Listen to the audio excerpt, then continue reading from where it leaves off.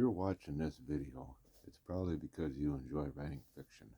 Well, other than writing fiction books, you got your long ass 70 some thousand words to write, and that can make it kind of a daunting task. But have you ever tried writing short stories? A great place that I really enjoy writing short stories is through Reedsy. They have Reedsy prompts where they supply you with a different prompt every week that you can follow by. Actually, they supply you with different prompts for the week, and you can choose one. You can do more than one short story for the week. But if you head over to my website, you can check out short stories on there that I have done. I only just started recently, so I only got a couple on there right now.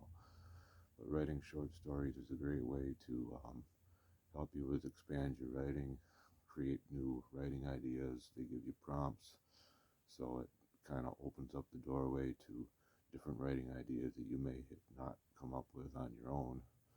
But if you enjoy this video that I did today, or maybe writing short stories kind of gives you a little inspiration, I welcome you to check out Reedsy prompts for yourself, to apply for their contest. It's just $5 to apply for a contest, and you have a chance of winning $250 if you win first place. So that'll be it for today.